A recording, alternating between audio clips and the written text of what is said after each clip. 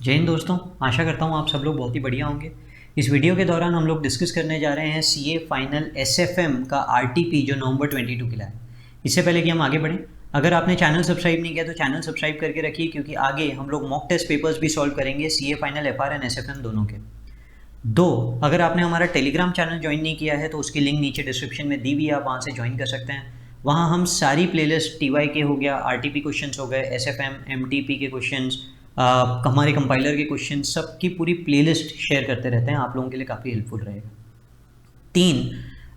अगर आप S F M पूरा का पूरा हम लोगों ने फ्री प्रोवाइड किया था यूट्यूब पे, आप लोगों ने अगर नहीं देखा है तो आप उसे देख सकते हैं। उसकी लिंक हमने नीचे डिस्क्रिप्शन में चैप्टर वाइज दे रखी है, वहाँ से आप लोग देख सकते हैं। और अगर कोई एफ आर का फास्ट ट्रैक बैच परचेज करना चाहता है तो कर सकता है, लिंक नीचे डिस्क्रिप्शन में दी हुई है। इसकी फ़ीस 4000 रुपीज़ है और आप वहाँ से हमारी वेबसाइट से ले सकते हैं 140 आवर्स की पूरी बैच। रिगार्डिंग दिस आरटीपी, तो आरटीपी के क्वेश्चंस कैसे हैं, पूरे मॉड्यूल से हैं। एज सच कोई नया क्वेश्चन देखने के लिए नहीं मिलेगा, काफ़ी इजी क्वेश्चन है। Level is not that difficult, level is easy. Okay, तो हम लोग पूरे के पूरे क्वेश्चन सॉल्व करने की कोशिश करते हैं एक एक करके। चलिए देखते हैं। पहला question, Rahul limited has a surplus cash of 100 lakh. तो सामने वाले के पास 100 लाख सरप्लस कैश है और 27% of it wants to distribute to the share holders, यानी 27 लाख रुपीज़ वो शेयर होल्डर्स को डिस्ट्रीब्यूट करना चाहते हैं। कंपनी डिसाइड करता है कि उसे बायबैक करना है। The finance manager of the company estimates that price after repurchase will be 10% above buyback price. 10% above buyback price, यानी बायबैक प्राइस अगर x है तो प्राइस होगा 1.1x after buyback. The number of shares outstanding at present are 10 lakh and EPS is 3.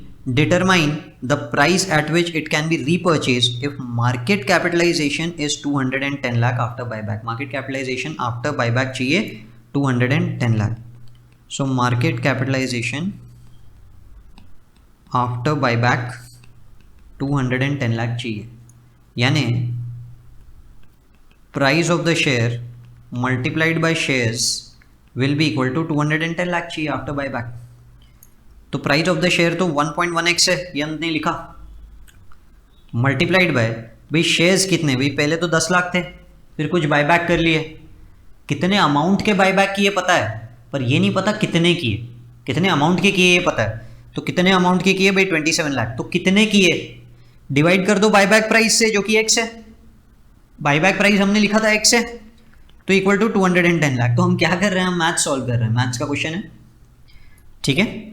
Which implies, bracket open कर रहे हैं, 11 lakh x minus 27 into 1.1 29.7 x और x cut गया is equal to 210 lakhs, which implies x will be equal to 210 lakh plus 29.7 lakh divided by 11 lakh. तो 21.79 का buyback price हो गया 21.79। I hope it is clear. Number of shares that can be repurchased 27 lakh divided by 21.79, 1,23,910। Impact of share repurchase on EPS assuming that the net income is same। Future में net income same रहेगी तो हमारे EPS पे क्या impact, तो देखो हमारे EPS पहले 30 लाख, अर्निंग्स पहले 30 लाख थी, अर्निंग्स पहले 30 लाख थी, तो EPS क्या हो जाएगा 30 लाख डिवाइडेड बाय पहले 10 लाख शेयर्स थे, अब वही शेयर्स आपने 1,23,910 से कम कर दिए, तो ये हो गए 30 lakh divided bye 876090,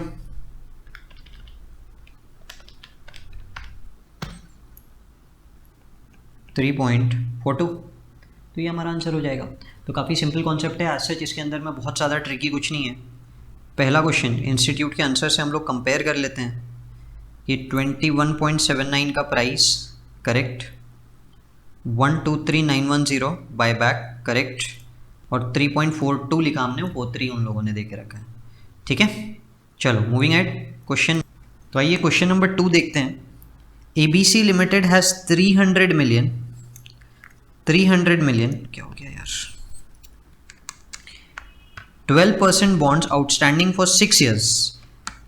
Since interest rate are falling, ABC is contemplating to refund these 300 million 6-year bond carrying 10% interest.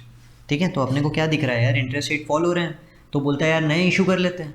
अब नए मार्केट में 10% के रेट से मिल रहे हैं, 10%, जबकि आप 12% दे रहे हैं। तो अपने को एक बात समझ में आती है कि यार इसमें ना सेविंग हो जाती है। सेविंग कितनी? सेविंग 300 मिलियन पे 12% माइनस 10% की, यानी 2%, 6 million for 6 years, for 6 years. ठीक है, अब वो बोलता है इसके लिए इशू कॉस्ट लग जाएगा 6 मिलियन। तो भाई ये करेंगे तो ठीक है, पर इसका इशू कॉस्ट लग गया 6 मिलियन, तो ये हो गया आउटले। एक तरफ आप सेविंग बोल रहे हैं, तो एक तरफ आ रहा है आउटले। तो आउटले का कॉस्ट कितना है? 6 मिलियन।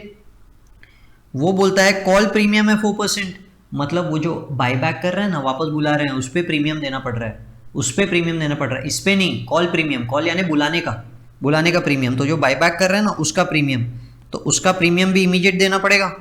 तो वो कितना आ रहा है? 300 पे 4%, 300 पे 4%, 12 मिलियन। ठीक है, तो 12 मिलियन ये हो गया। अब वो बोल रहा है कि 9 million is unamortize portion of old bonds that can be return of no sooner the bonds are called off. Language समझिए, वो ये बोल रहा है कि 9 मिलियन पुराना वाला जो बॉन्ड है ना, उसका कुछ आउटस्टैंडिंग बचा है, अमोर्टाइजेशन आउटस्टैंडिंग, अमोर्टाइजेशन आउटस्टैंडिंग बचा है। ये आप no sooner than called off, यानी इमीडिएट, उसका मतलब है कि इमीडिएट आप उसको राइट ऑफ कर सकते हैं। तो मैं इमीडिएट ये पूरा का पूरा अमाउंट राइट ऑफ कर सकता हूँ 9 मिलियन। इसका मतलब मेरे को टैक्स सेविंग हो जाएगी। तो आउटले में मेरे को टैक्स सेविंग हो रही है, तो मेरी टैक्स सेविंग क्या है? मेरी टैक्स सेविंग ये प्रीमियम भी है और वो 9 भी है, इस पर 30%। सर आपकी टैक्स सेविंग तो अभी जो कॉस्ट लग रहा है उस पर भी होगी, पर अब समझिए अब जो कॉस्ट लग रहा है उस पर भी टैक्स सेविंग है, पर वो अमोर्टाइज होगी 6 साल, वो तो अमोर्टाइज होगी 6 साल, जबकि ये टैक्स सेविंग इमीडिएट है। समझ रहे हैं? कुछ लोग बोलेंगे कि ये टैक्स सेविंग 1 साल बाद की है। अब इंस्टीट्यूट कोई भी क्वेश्चन में ये नहीं कर रहा है कि 1 साल बाद की टैक्स सेविंग का प्रेजेंट वैल्यू ले रहा है, नहीं कर रहा है ऐसा, तो हम भी नहीं करेंगे। ठीक है, तो हम क्या बोल रहे हैं कि 12 + 9 पे 30%, 6.3 की मेरी सेविंग है, टैक्स सेविंग, और आउटले वो जो 6 है उस पर भी टैक्स सेविंग है, पर वो टैक्स सेविंग मैं अलग से कंसिडर कर दूंगा क्योंकि वो पर एनम सेविंग है, over the period of 6 years वो सेविंग होगी। यानी मेरा जो आउटले है वो इन तीनों के बेसिस पे 11.7 मिलियन है, 11.7 मिलियन।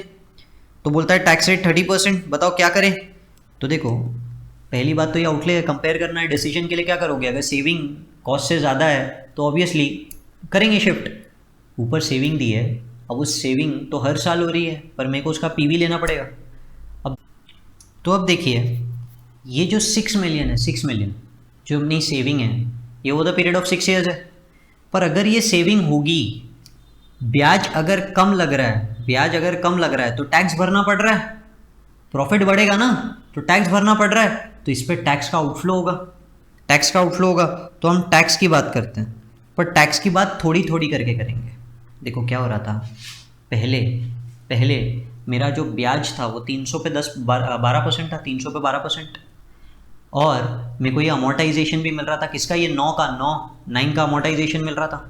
तो पहले मेरे को टैक्स बेनिफिट, पहले मेरा जो टैक्स बेनिफिट था वो था 300 पे 12%, 300 पे 12%, 36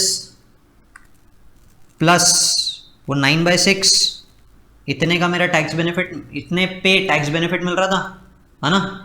अब आपका यही इंटरेस्ट हो गया 30, है ना, और अपने को यानी टैक्स एक्सपेंस 30 पे टैक्स नहीं लगेगा, तो 36 और 30 का डिफरेंस 6 पे टैक्स भरना है, 6 पे टैक्स भरना है।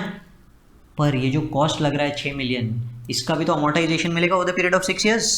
ये जो 6 मिलियन है इसका भी तो अमोर्टाइजेशन मिलेगा over the period of 6 years, so 6/6 है कि नहीं।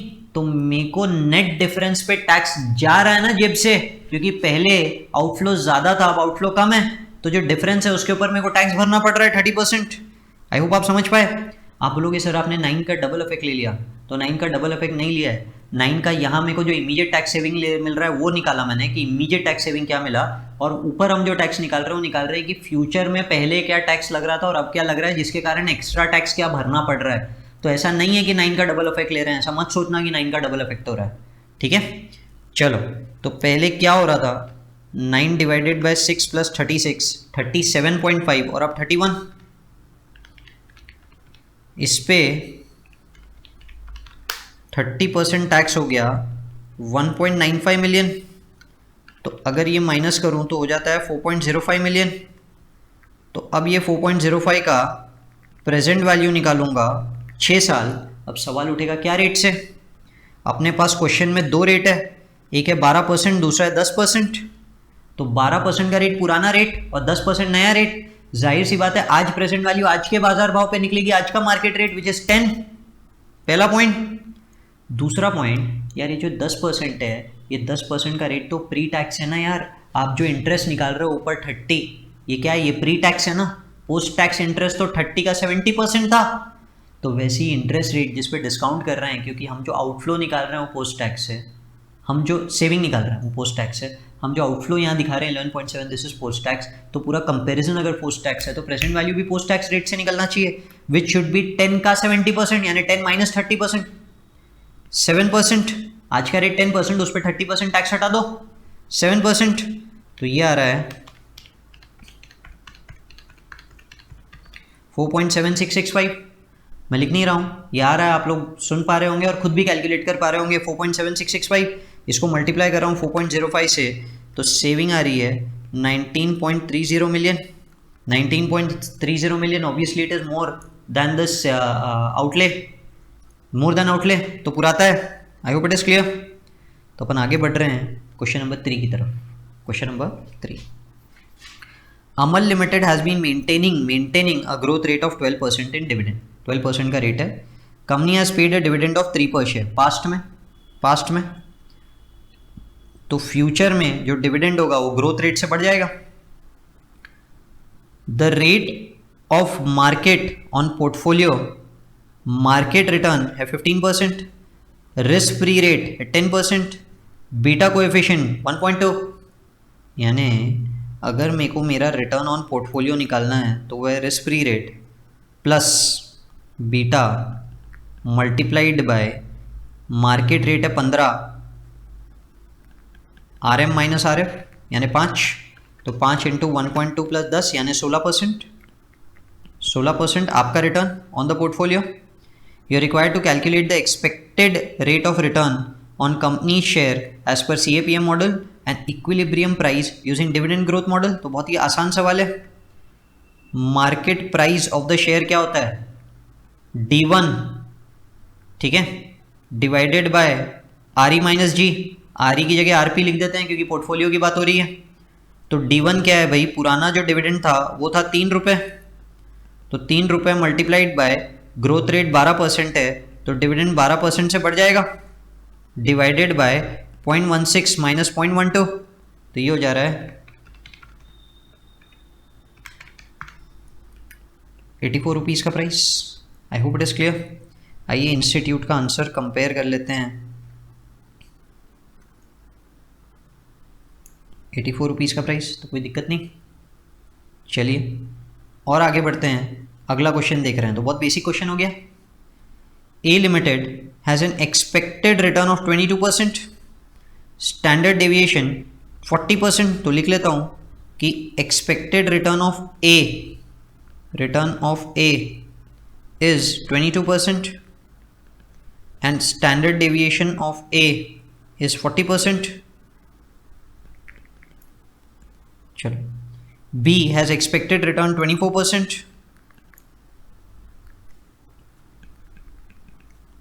And standard deviation of B दिया रहेगा 38%। तो अगर आपने हमारे SFM के वीडियोस देखे हैं तो उसमें ये क्वेश्चन डिस्कस्ड है। A limited has a beta of 0.86, तो beta of A 0.86, beta of B 1.24।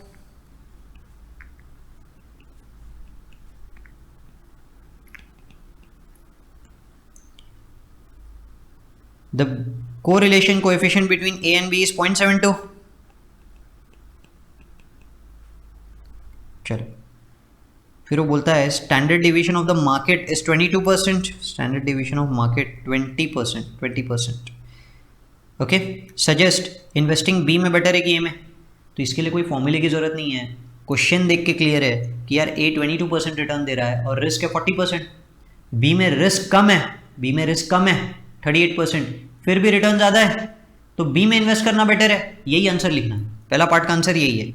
Second part, if you invest 30% in B, 30% in B and 70% in A, what is the expected return and standard deviation? तो return of portfolio होगा 30% इन B, तो 24% into 0.3 plus 22% into 0.7, ठीक है।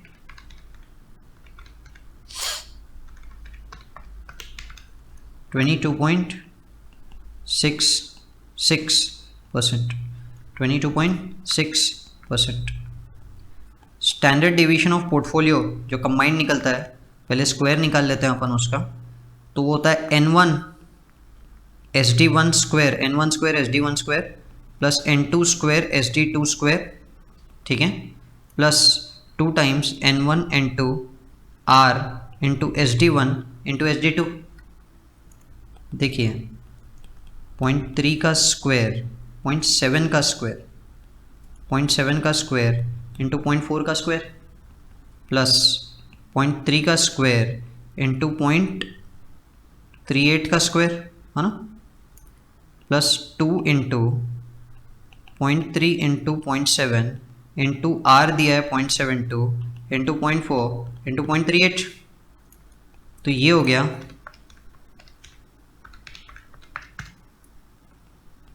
0.0784,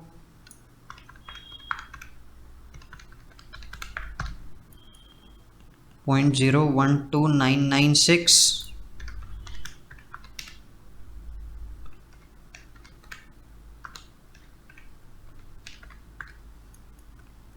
0.0943,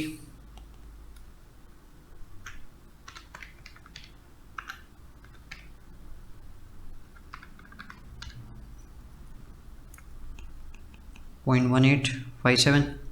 तो standard deviation हो जाएगा इसका square root 0.43। I hope यहाँ तक क्लियर है, ठीक है। फिर बोलता है what is the market portfolio expected rate of return, market portfolio expected rate of return and how much is the risk free rate, यानी मार्केट का रेट ऑफ रिटर्न चाहिए, मार्केट का rate of return and risk free rate. देखो इस पे CAPM model लगेगा। CAPM model होता है कि आपका एक्सपेक्टेड रिटर्न, पहले ए का लिख रहा हूँ, 22% क्या होगा, risk free rate plus beta, आपका बीटा है 0.86 multiplied by market rate minus risk free rate, और दूसरा वाला था 24% is risk free rate plus beta, आपका बीटा है 1.24 multiplied by market rate minus risk free rate. तो सॉल्विंग द इक्वेशन साइमल्टेनियसली, ठीक है। तो 0.22 is equal to risk free rate plus 0.86 of market rate minus 0.86 of risk free rate, which implies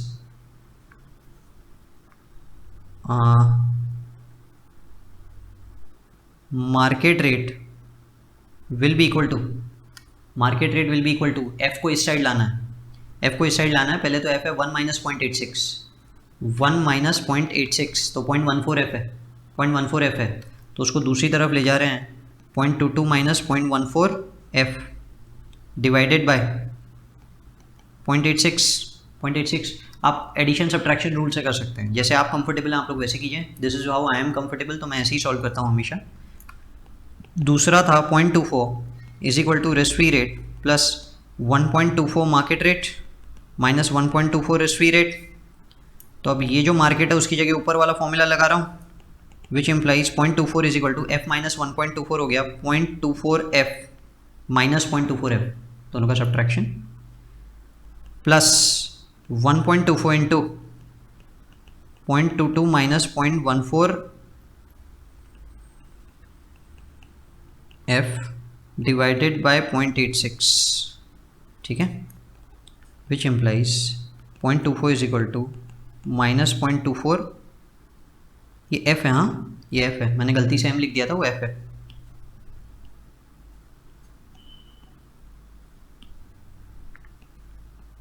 F plus 1.24 divided by 0.86, ये दोनों divide हो गए, वो दोनों डिवाइड हो गए, मल्टीप्लाइड बाय 0.22 है ना,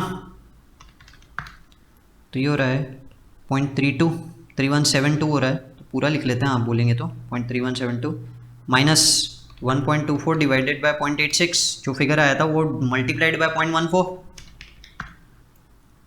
तो 0.2019 f, ठीक है, विच इम्प्लाइज ये 0.31 इधर आया, तो 0.24 माइनस 0.3172 इज इक्वल टू 0.24, और दोनों नेगेटिव नेगेटिव है तो ऐड हो जा रहे हैं, 0.2019, तो हो जा रहा है 0.4419 f नेगेटिव में, विच इम्प्लाइज फाइनली f क्या है 0.24 माइनस 0.3172 0.0772 नेगेटिव में डिवाइडेड बाय नेगेटिव में 0.4419, कुछ 17.47% आता है, 17.47%। तो इसका मतलब मार्केट रेट है, ऊपर लिखे थे formula 0.22 minus 0.14 into 0.1747 divided by 0.86 है ना, तो 0.14 इंटू 0.1747 माइनस 0.22 डिवाइडेड बाय 0.86, तो आता है को 22.74%। तो पूरा मैथमेटिकल है, कुछ था नहीं एज सच, बहुत डिटेल डिस्कशन नहीं किए हैं, क्योंकि पूरा मैथमेटिकली आप लोग सॉल्व कर लेंगे तो सही आंसर आ जाएगा, कुछ दिक्कत नहीं है। आइए देखते हैं 22.6% पहला वाला आंसर, 22.6, दूसरा वाला आंसर अपना कंबाइंड आया 0.43, ऐसा क्यों, 0.4 square into 0.7 square, 0.4 square into 0.7 square plus 0.3 square into 0.38 square plus 2 into 0.7 into 0.3 into 0.7 into, हमने किया तो सेम ही है, पर ठीक है हमारा 0.43 है, वहाँ स्टार मार्क्ड है, तो मे बी हो सकता है कि मेरी तरफ से कोई कैलकुलेशन मिस्टेक हो गई हो, मे बी मल्टीप्लाई करते समय कुछ इधर उधर लेने में कैलकुलेशन मिस्टेक हो गया होगा, तो मेरा फिगर 0.43 आया है, मे बी हो सकता है कोई कैलकुलेशन एरर होगा, तो आप लोग देख लीजिएगा अकॉर्डिंगली। 0.1374 और मेरा 0.1857 आया, पता नहीं क्यों, 0.0784 प्लस 0.012996 प्लस 0.0943, मे भी कुछ मैंने कैलकुलेशन मिस्टेक किया होगा, इसीलिए वन से थोड़ा सा अलग आया है, तो वापस रिकैलकुलेट करके मतलब नहीं है। 17.47 ठीक है, और 22.76 तो 22.74, तो अपन लोग बाकी के आंसर सेम है, वो एक में थोड़ा सा मैथमेटिकली चेक कर लेना कि क्या गड़बड़ भी है। चलो कोई नहीं, फिलहाल हम आगे बढ़ रहे हैं, we are moving to question number 5, mutual funds. What is the weighted beta, ये रह गया वेटेड बीटा, तो सिंपली बीटास मल्टीप्लाई हो जाएंगे, ठीक है, 0.7 इंटू 0.86 प्लस 0.3 इंटू 1.24, उससे मिल जाएगा। अगला question, 1 April 2012 you have issued 20 lakh units at ₹10 per unit, 10 per unit, तो अपन बोल सकते हैं कि अपने को अमाउंट रिसीव हुआ 200 lakhs है ना। रेलेवेंट इनिशियल एक्सपेंसेस वो 12 लाख, तो इनिशियल एक्सपेंस लग गए है ना, तो एक तरह से मैं कैश अकाउंट बना सकता हूँ कि हाँ भाई 12 लाख रुपए के तो खर्चे लग गए, तो मेरे पास पैसे बचे 188 lakhs। It invested the fund so raised in capital market instruments to build a portfolio of 185 lakhs, ठीक है। अब मेरा जो इन्वेस्टमेंट्स था वो था 185 लाख, तो ये भी तो पैसा जेब से गया ही है ना, कैश तो गई है, यानी अगर मैं कैश का बात कर रहा हूँ तो मेरे पास 3 लाख रुपए बचे हैं। During the month of April it disposed of instruments costing 60 lakh for 63 lakh, यानी मैं बोल सकता हूँ कि मेरा सेल है जिसमें 63 लाख मेरे पास कैश आई, ठीक है। और मैं एक अलग से वर्किंग कर सकता हूँ कि मेरे को गेन हुआ 63 माइनस 60 3 लाख का। आगे बढ़ रहे हैं, and use the proceeds to purchase 56 lakh of securities, तो अब इसके बाद अपन ने फर्दर परचेज किया सिक्योरिटीज 56 लाख के, तो ये मेरा आउटफ्लो है, ठीक है। फिर वो कुछ फंड मैनेजमेंट एक्सपेंस बोल रहा है, पहले यहाँ तक निकाल रहा हूँ, 3 + 63 - 56, मेरे पास 10 लाख रुपए की कैश पड़ी है। Fund management expense for the April व 8 lakh, of which 10% is in arrear, यानी मैंने पे किया मैनेजमेंट एक्सपेंस, पूरा 8 तो नहीं किया, पर 8 में से 10% अगर आप हटा दें तो 7.2 मैंने पे कर दिया, ठीक है। तो 2.8 लाख कैश रह गई। फिर वो बोलता है in April 2012 the fund earned, ऊपर 185 था, okay, fund earn dividend amounting to 2 lakh, fund earn dividend amounting to 2 lakh, तो डिविडेंड आया 2 लाख का, सब मिला के 4.8 लाख हो गया। And distributed 80% of the realised earnings, 80% of realised earning, सिर्फ डिविडेंड नहीं। तो देखो डिविडेंड तो रियलाइज्ड अर्निंग है ही, ये भी तो रियलाइज्ड अर्निंग है 3 लाख, ठीक है। तो डिस्ट्रीब्यूशन कितना किया, डिस्ट्रीब्यूशन 3 और 2 दोनों मिला के उसका 80% रियलाइज अर्निंग अपन ने डिस्ट्रीब्यूट कर दिया, यानी 4 लाख, तो 0.8 लाख की कैश रह गई। चलो, on 30th April market value of the portfolio is 198 lakhs। 30th अप्रैल नहीं होना चाहिए था, 1 अप्रैल होना चाहिए था। अच्छा, NAV ऑन 30th अप्रैल ही पूछा है, ठीक है, कोई बात नहीं। तो 198 lakhs, तो ये तो मार्केट वैल्यू हो गया ना पोर्टफोलियो का, मार्केट वैल्यू ऑफ पोर्टफोलियो, कोई बेचा थोड़ी है। वो बोलता है बताओ, एक इन्वेस्टर ने 100 यूनिट खरीदे थे 1 अप्रैल को और डिस्पोज ऑफ कर दिए 30th अप्रैल को, तो उसकी एनुअल रेट ऑफ अर्निंग क्या है, एनुअल रेट ऑफ अर्निंग। तो पहले तो देखते हैं कि यूनिट का NAV क्या रहा उस दिन, तो देखते हैं फंड का पहले NAV निकाल रहे हैं, NAV ऑन 30th अप्रैल। तो उसकी बैलेंस शीट में एक तो दिख रहा है इन्वेस्टमेंट्स, ये इन्वेस्टमेंट्स फेयर वैल्यू पे दिखेंगे, तो fair value of the investment 198 lakh है। उसके बाद उनके पास कैश पड़ी है, कैश पड़ी है 0.8, अपन ने निकाला था 0.8 lakhs। उसके बाद उनके कुछ आउटस्टैंडिंग एक्सपेंस है, अपन ने देखा था 0.2 के आउट, 7.8 कितना था, मैनेजमेंट एक्सपेंस 0.8 के आउटस्टैंडिंग है ना। तो 198 लाख ही पड़े हैं। यूनिट्स इन्होंने इशू किए थे कुछ 20 लाख,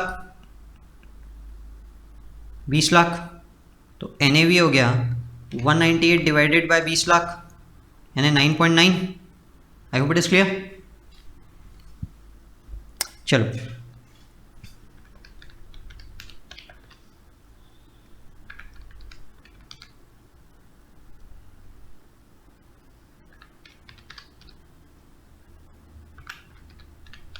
ओके।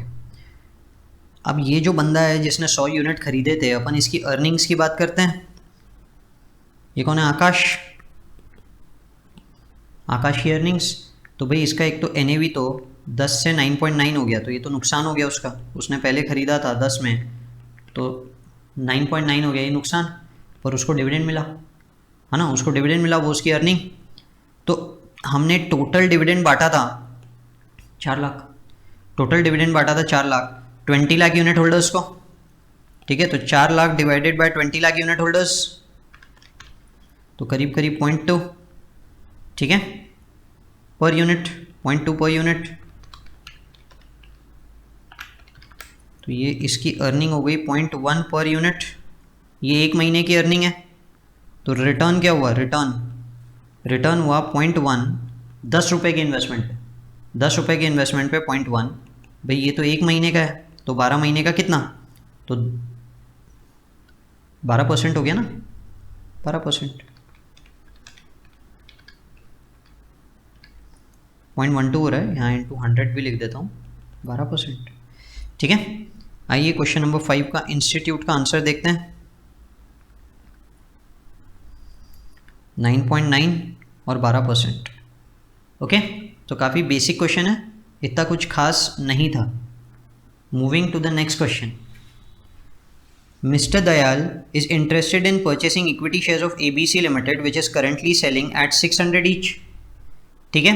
वो इक्विटी शेयर्स खरीदने को तैयार है जो 600 रुपये का है। He expects the price to go up to 780, और मैं गो डाउन टू 480, ऊपर भी जा सकता है नीचे भी जा सकता है इन 3 months टाइम।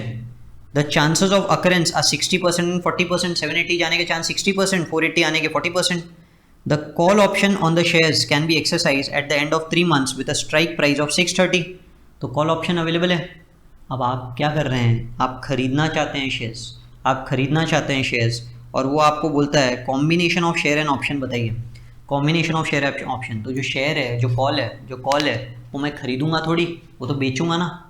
हेज करेंगे, परफेक्ट हेज लिखा है, परफेक्ट हेज। तो परफेक्ट हेज करने के लिए शेयर्स खरीदूंगा, तो अगर शेयर खरीद रहा हूँ तो ऑप्शन तो बेचूंगा ना, ऑप्शन बेचूंगा।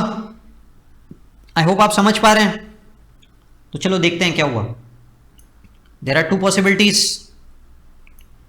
पॉसिबिलिटी 1, अगर शेयर ऊपर जा रहा है, अगर शेयर ऊपर जा रहा है तो उसमें गेन है। कितना गेन है? 600 से 180, 180। और कॉल अगर मैंने राइट किया है, कॉल अगर मैंने राइट किया है तो 630 का कॉल राइट करूँगा, 630 का। और अगर प्राइस 780 हो गया तो पैसा तो देना पड़ेगा ना, कॉल एक्साइज होगा। आप सोचो, अगर आप किसी को कॉल दे रहे हो कि वो 630 में खरीद सकता है और बाजार भाव 780 है, तो खरीदेगा ना यार 630 में, ताकि 780 में बाजार में बेचें। ठीक है, तो अपन ने तो राइट किया है, तो अपने को लॉस हो जाएगा कितना? 150 का। पॉसिबिलिटी 2, अगर शेयर का प्राइस गिरता है 480 तो अपने को लॉस हो जाएगा। 480 हो गया तो अपने को लॉस हो जाएगा, कितना लॉस हो जाएगा? 120। पर जो कॉल राइट किया है अब वो एक्साइज नहीं होगा, वो एक्साइज नहीं होगा ना, तो वहाँ पे जीरो हो गई कहानी, है ना। एक्साइज नहीं होगा तो अपन ने तो राइट किया है ना, अपने को फायदा हो गया नहीं बोल सकते अपन। राइट हो गया, राइट किया है तो सामने वाला एक्साइज नहीं करेगा। 480 हो गया तो कौन 630 में खरीदेगा शेयर? ठीक है। So at one point we can see that in share there is a fluctuation of 180 plus 120। Differential ये, अब आप बोलोगे एक गेन एक लॉस है सर, सेट ऑफ करो।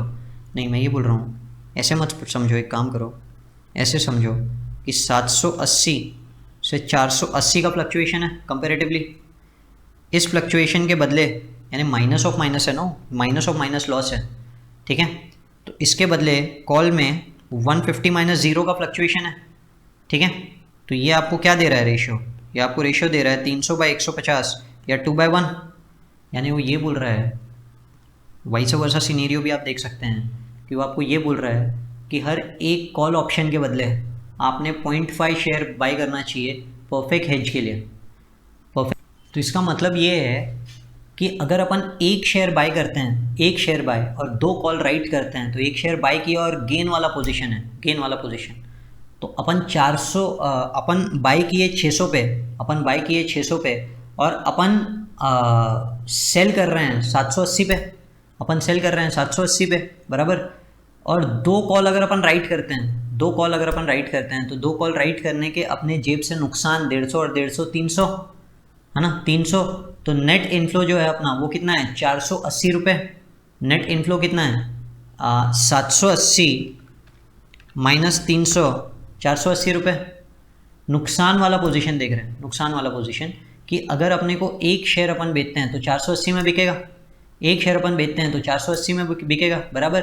और अगर अपन कॉल राइट करते हैं, कॉल राइट करते हैं तो नुकसान कुछ नहीं, तो नेट कैश फ्लो कितना है? 480।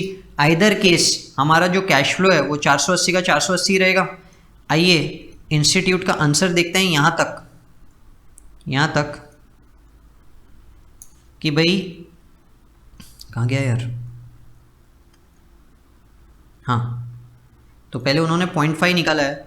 Formula actually call by strike price का डिफरेंस होता है, मैंने उल्टा लिख दिया था, तो वो एक थोड़ा सा देख लीजिएगा। कॉल बाय स्ट्राइक प्राइस मतलब वही होता है, इसीलिए वो क्या है, उल्टा भी चल जाता है वाली बात है। तो 0.5 share for every 1 call option, मैंने बोला 1 share for every 2 call option, एक ही बात है। तो सेल प्रोसीड्स अगर अपन बेचने गए, अगर अपन बेचने गए तो 390 रुपये 0.5 के हिसाब से मिलेंगे। और कॉल ये एक कॉल के बेसिस पे बोल रहा है तो 150। नेट आपको जो इन्फ्लो आ रहा है वो 240। परफेक्ट हेज में दोनों केस में सेम पैसे मिलना चाहिए ना, वो ये बता रहा है। तो अगर नुकसान वाला केस है 480, तो 0.5 इंटू 480 240 का इन्फ्लो होगा। तो आइदर केस इन्फ्लो क्या होगा? 240।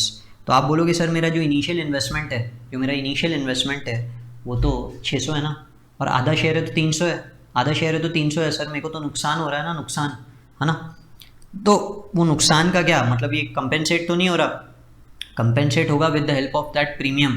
तो प्रीमियम के एंगल से अभी सोचेंगे, अभी अपन प्रीमियम के एंगल से सोचे नहीं है, ठीक है। तो now we are coming down to the next part of this question, what should be the value of the option today if risk free rate is 10% per annum, ठीक है। तो अपना जो नुकसान है, वो नुकसान कितना है, नुकसान 60 रुपये का है, जो अपना नुकसान है वो नुकसान 60 रुपये का है, ये तो समझ ही रहे होंगे, है ना। तो यार मेरे को आज इतने रुपए मिल जाए, आज मुझे इतने रुपए मिल जाए, जिसे अगर मैं ब्याज पे लगाऊँ ना, ब्याज पे, तो मेरे को 60 रुपये मिल जाना चाहिए, यानी मेरे को मेरा कवर अप हो जाना चाहिए। इन द सेंस क्वेश्चन को ऐसे समझिए, फॉर अ परफेक्ट हेज आज का आउटफ्लो और फ्यूचर का इनफ्लो दोनों सेम होना चाहिए, आज का आउटफ्लो और फ्यूचर का इनफ्लो दोनों के दोनों सेम होना चाहिए, बराबर। यानी आज मेरे जेब से कितना पैसा जाए और फ्यूचर का जो आउटफ्लो या इनफ्लो है वो दोनों सेम होना चाहिए। फ्यूचर का इनफ्लो 240 है ना, अपन ने तो 480 निकाला था, पर इंस्टीट्यूट के आंसर से जा रहे हैं 0.5:1, 0.5:1, यानी फ्यूचर का इनफ्लो 240 है। ये क्लियर है कि भाई दोनों में से कोई भी सिनेरियो बने, मेरे जेब में 240 रुपये बचेंगे, दैट इज़ वेरी क्लियर। तो आज मेरे जेब से इतना पैसा जाए कि फ्यूचर में मेरे को ना 240 रुपये जो मिले वो उससे फिटनेस हो जाए, यानी सेट ऑफ हो जाए, वो उससे फिटनेस हो जाए यानी सेट ऑफ हो जाए। आज मेरे को इतना पैसा मिले, यानी मैं शेयर इतने भाव पे खरीद लूँ कि उसका ब्याज के साथ कीमत 240 हो जाए, है ना। एक बार वापस समझ लो, डायग्राम बना रहा हूँ। This is the point eight which 240 will be received, this is the point eight which 240 will be received. ये पॉइंट 3 महीने बाद आ रहा है ना, 3 महीने का था ना,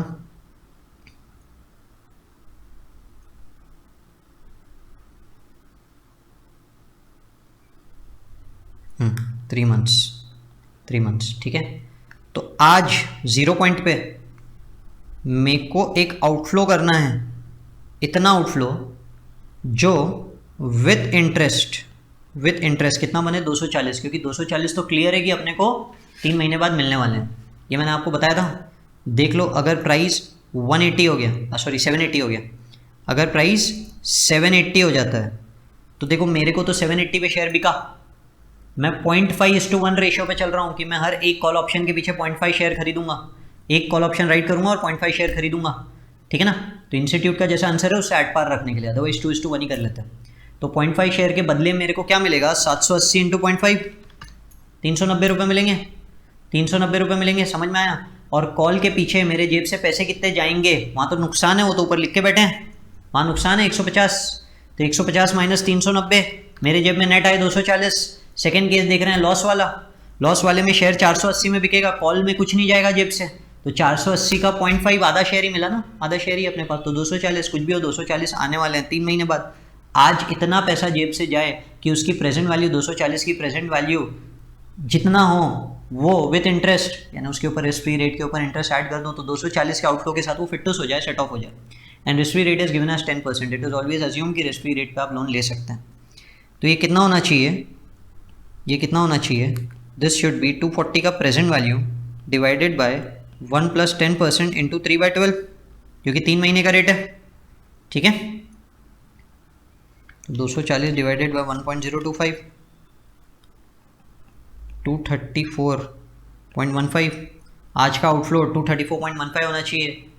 मतलब मैं वो जो 0.5 वाला शेयर खरीद रहा हूँ ना, शेयर प्राइस, आज का शेयर प्राइस और कॉल राइट पे पैसा मिलेगा माइनस प्रीमियम रिसीव्ड, ये दोनों मिला के 234.15 होना चाहिए, ये दोनों मिला के 234.15 होना चाहिए। अब शेयर का प्राइस तो आज पता है यार कि 600 है, आई थिंक 600 ही दिया हुआ था, तो 0.5 इंटू 600 माइनस प्रीमियम मिलता है कॉल पे, शुड बी इक्वल टू 234.15। इसका मतलब प्रीमियम कितना है, सिंपल कहानी है, ये 300 रुपये माइनस 234.15, इतना पैसा मिल जाएगा तो अपने को चलेगा। 65.85, भाई इतना प्रीमियम दे दो 65.85 कि मैं इसके बदले में फ्यूचर में जो भी पैसा है वो 240 वो इसको हेज कर, मतलब फिटनेस करके परफेक्ट हेज कर दे, ठीक है। आइए देख रहे हैं,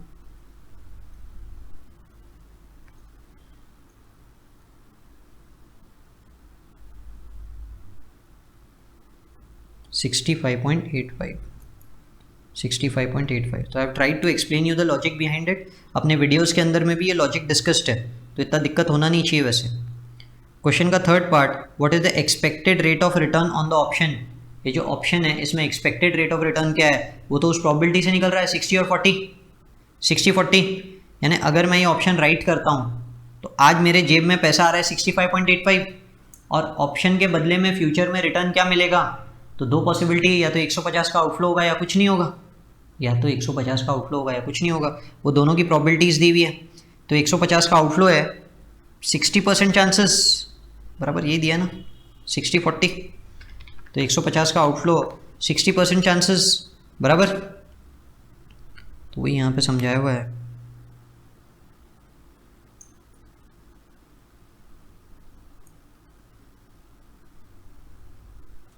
₹90, तो एक्सपेक्टेड रिटर्न क्या है 90 माइनस 65.85 डिवाइडेड बाय 65.85, तो 36.67%, 36.67%।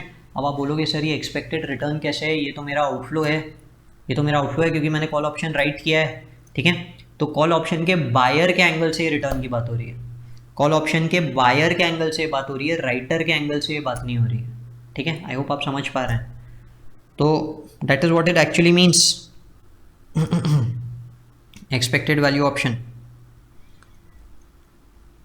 चलो, तो we are on question number 7।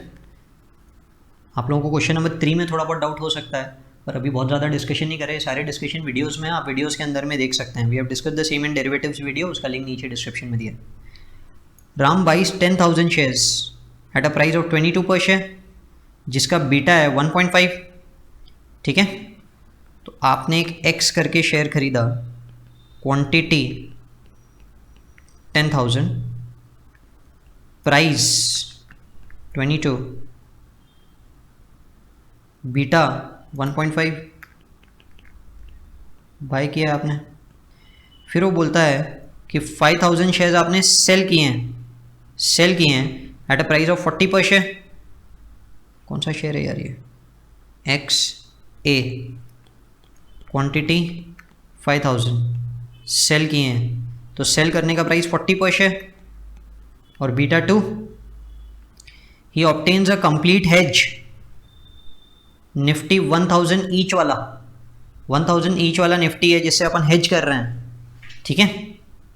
He closes out the option on the very next closing day.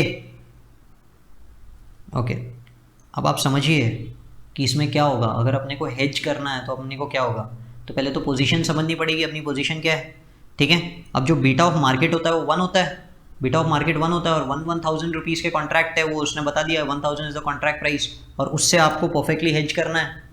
चलो, अब देखो, अगर मैं रिटर्न की बात करूं तो मैं बीटा के एंगल से रिटर्न की बात करूंगा, बीटा के एंगल से, तो 10,000 इंटू 22 इंटू 1.5 बराबर, क्योंकि 1.5% रिटर्न की बात हो रही है, माइनस क्योंकि दूसरा सेल किया है 5,000 into 40 into 2, so this is what is gone from the pocket. यानी रिटर्न वाइज वैसे जो पैसा गया है वो पैसा गया है 10,000 इंटू 22, पर हमको रिटर्न वाइज इंटू 1.5 करना पड़ रहा है, क्योंकि मार्केट अगर 1% से बदलेगा तो ये शेयर 1.5% से बढ़ेगा, मार्केट 1% से बढ़ा तो शेयर 1.5% से बढ़ेगा, मार्केट 1% से गिरा तो शेयर 1.5% से गिरेगा, है ना।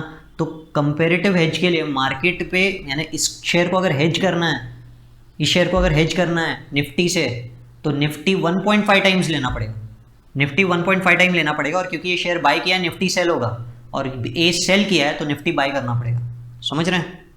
चलो, तो ये हो रहा है 3,30,000, दूसरा है 5,000 इंटू 40 इंटू 2, ये हो रहा है 4 लाख, तो नेट फिगर आ रहा है -70,000, -70,000। तो निफ्टी के कितने कॉन्ट्रैक्ट लेने पड़ेंगे, निफ्टी कॉन्ट्रैक्ट हेज करने के लिए बनेंगे 70,000 -70,000 divided by 1000 is equal to -70 contracts, -70 contracts. अब इसको समझिए माइनस साइन का मतलब, मैंने बाई किया तो आउटफ्लो था और सेल किया तो इनफ्लो था, तो नेट 70,000 रुपये आए, नेट 70,000 रुपये आए।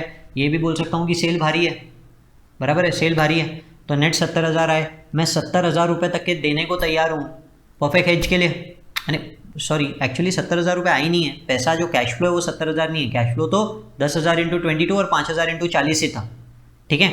पर नेट जो है, नेट इम्पैक्ट 70,000 रुपये का है, यानी सेल वाला पार्ट भारी है। तो अगर निफ्टी से मेरे को हेज करना है तो मेरे को निफ्टी बाय करना पड़ेगा। अब यहाँ -70 लिखा है, एक्चुअली ऊपर उल्टा लिखेंगे तो बेटर रहेगा, क्योंकि sell is inflow and buy is outflow, तो बेटर रहेगा अगर उल्टा लिखें। तो उल्टा लिखेंगे तो समझ में आएगा, हाँ यार निफ्टी यहाँ पे क्या हुआ है, यहाँ पे क्या हुआ है, यहाँ पे सेल हुआ है, यहाँ पे सेल हुआ है, तो निफ्टी बाय करना पड़ेगा। उल्टा हेज कर रहे हैं तो हमेशा उल्टा करते हैं, तो ऊपर नेगेटिव है तो यहाँ पॉजिटिव करना पड़ेगा।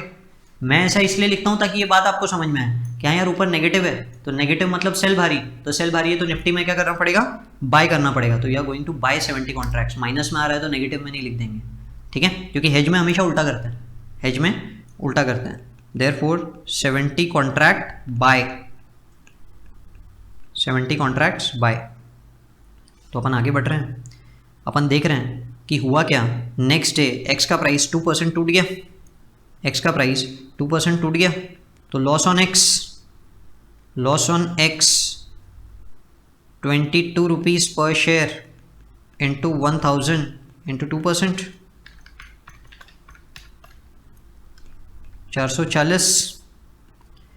फिर वो बोलता है ए का प्राइस एप्रिशिएटेड बाय 3%, अपन ने ए सेल किया था तो उसमें भी लॉस हो गया। लॉस ऑन ए 40 रुपये इंटू 5,000, अरे यार ये भी तो 10,000 है ना, ये 10,000 है, तो 10,000 यानी 4,400 का नुकसान है, 4,400। और यहाँ पे जो नुकसान हो गया वो 3% का हो गया, तो 40 इंटू 5,000 इंटू 3%, 6,000 रुपये का नुकसान। अब निफ्टी बाय किए थे, निफ्टी का प्राइस भी गिर गया 1.5%, ठीक है। लॉस इन निफ्टी, तो निफ्टी के 70 कॉन्ट्रैक्ट लिए थे 1,000 रुपये के, उस पर 1.5% का लॉस, 1,050, तो तीनों में ही नुकसान हो गया। ओवरऑल नुकसान 11,450, ओवरऑल नुकसान 11,450। The main point that you needed to understand is the 70 contracts, कि आपको बाय करना पड़ेगा 70 कॉन्ट्रैक्ट्स, ठीक है। चलो आओ इंस्टीट्यूट का आंसर एक बार देख लेते हैं, then we will move ahead. 11,450 का लॉस, ठीक है। चलो तो we are moving at question number 8।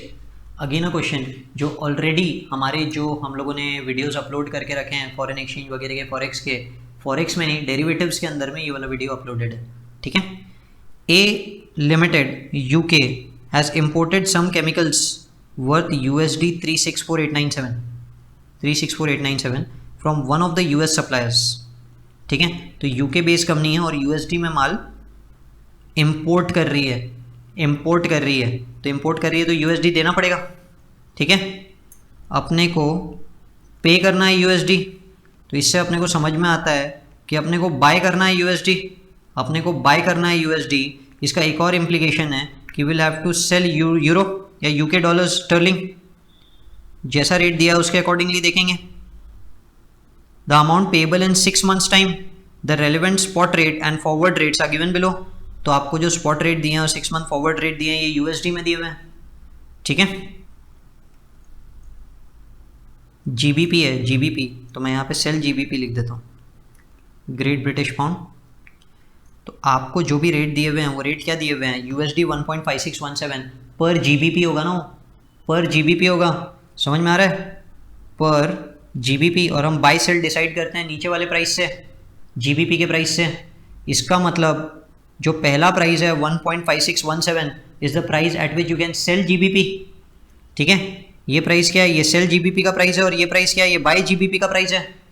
अपने को क्या करना है, अपने को क्लियर है, अपने को सेल करना है GBP, सेल करना है GBP, मतलब अपने को ये वाले प्राइस यूज़ करना है। पहले ये जानना ज़रूरी था, पहला पॉइंट तो ये था। फॉरेक्स में अपन ने, मैंने जिस तरीके से डिस्कस किया उसी तरीके से मैंने यहाँ पे आप लोगों को बोला है पूरा, ओके। सो पहला प्राइस सेल होता है, दूसरा बाय, इस पर बहुत ज़्यादा डिस्कशन नहीं किए। The borrowing rate in UK and US are 7% and 6%, ये तो बोरोइंग का रेट है। और डिपॉजिट के भी रेट दिए हुए हैं। अब वो बोलता है बताओ currency options are available under one option contract of GBP. एक जीबीपी का कॉन्ट्रैक्ट 12,500 का अगर आप लेते हो तो आपको उसके पीछे प्रीमियम देना पड़ेगा यूएसडी में 1.7 पर जीबीपी। ओके 1.7 पर जीबीपी का स्ट्राइक प्राइस है, सॉरी 1.7 पर जीबीपी का स्ट्राइक प्राइस है, जिसमें आपने को ऑप्शन प्रीमियम देना पड़ेगा 0.07 यूएसडी में। ठीक है, ये कॉल का है और ये पुट का रेट दिया हुआ है आपको। करेंसी ऑप्शन बोलता है बताओ अगर फॉरवर्ड कवर ले रहे हो तो क्या होगा, मनी मार्केट कवर ले रहे हो तो क्या होगा, ऑप्शन कवर ले रहे हो तो क्या होगा, और कौन सा बेहतर है। तो पहले फॉरवर्ड कवर कर रहे हैं।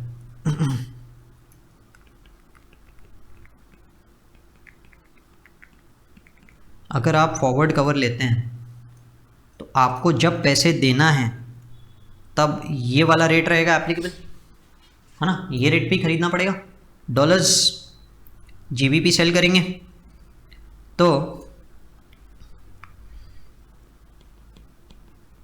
Outflow after 6 months, outflow after 6 months होगा 364,897 डिवाइडेड बाय 1.5455। ठीक है, डिवाइड करना पड़ेगा। अगर किसी को डिवाइड नहीं समझ में आ रहा है तो वहाँ रेट है 1.5455 against $1 against 1 GBP is equal to, मेरे को डॉलर चाहिए कितने 364,897, तो कितने जीबीपी के बदले इसको क्रॉस मल्टीप्लाई कर देंगे तो आ जाएगा, वही मैंने ऊपर करके रखा है। And this is the same point जो मैं अपने फॉरेक्स के वीडियो में भी आपके साथ डिस्कस किया हूँ। तो इस तरीके से सॉल्व कर लेंगे तो आसान हो जाएगा, आप लोग डायरेक्ट आंसर पे कंक्लूजन पे पहुँच सकते हो। तो ये आ रहा है 236,103 जीबीपी। तो ये जीबीपी में आ गया आंसर अपना पहला फॉरवर्ड कवर का। तो इतना आउटफ्लो है। अब दूसरा ऑप्शन देख रहे हैं money market cover. Money market cover में आप समझिए मेरे को ना यूएसडी चाहिए आज से 6 महीने बाद यूएसडी चाहिए, तो क्यों ना उसकी प्रेजेंट वैल्यू आज ही मैं यूएस में इन्वेस्ट कर दूं। भाई प्रेजेंट वैल्यू कैसे निकालेंगे, वहाँ के इन्वेस्टमेंट रेट से मेरे को ये पता चल जाएगा कि आज मैंने कितना अमाउंट इन्वेस्ट करना चाहिए ताकि मेरे को यूएसडी उतना फ्यूचर में मिल जाए। तो मेरे को कितना यूएसडी चाहिए, मेरे को इतना यूएसडी चाहिए, और इन्वेस्टमेंट का रेट यूएस का 4.5% है, 4.5%। तो मैं क्या करूँगा, I need to invest in USA. कितना इन्वेस्ट करना पड़ेगा 364,897 डिवाइडेड बाय 1 प्लस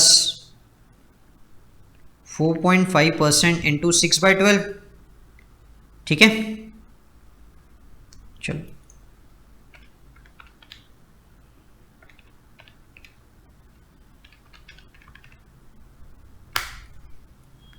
$356,867.5। तो मेरे को इतने डॉलर्स आज वहाँ इन्वेस्ट करना है, तो उसके लिए मेरे को उतने जीबीपी कन्वर्ट करने पड़ेंगे। आज जीबीपी सेल करूँगा तो डॉलर मिलेंगे। ठीक है, तो today I need to sell GBP to buy $356,867.5। तो आज का रेट क्या है, आज का स्पॉट रेट 1.5617 है, 1.5617। तो 356,867.5 डिवाइडेड बाय 1.5617, तो ये कितना आ रहा है, ये आ रहा है 228512 जीबीपी, 228512 जीबीपी। अब ये पैसे अगर आज ही मेरे को देना है तो इसका मतलब इतना पैसा तो आज मैं बोरो कर रहा हूँ ना, आज तो अपने जेब से नहीं जा रहा ना, बोरो कर रहा हूँ। सर बोरो क्यों करेंगे, आज ही दे देंगे। प्रॉब्लम ये है कि फिर पिछले पॉइंट से कंपेयर नहीं हो पाएगा। पिछले पॉइंट में 6 महीने बाद पैसे जा रहे हैं, तो इसमें भी 6 महीने बाद मानो, इसमें भी मानो कि 6 महीने बाद जा रहे हैं, तो 6 महीने बाद जब पैसे देना है तो आज तो बोरो करना पड़ेगा ना, आज पैसे नहीं देना है। आज पैसे नहीं देना है तो बाजार से पैसे लेके दो, इन्वेस्टमेंट बाजार से पैसे लेके दो, विच विल बी बोरोइंग। तो which means we need to borrow 228512 GBP at, आज आप यूके में बोरो करेंगे तो यूके में बोरोइंग रेट 7% है, 7% पर एनम फॉर 6 मंथ्स। तो इसका मतलब पेएबल कितना बनेगा, पेएबल बनेगा 228512 into 1.035। I hope it is clear.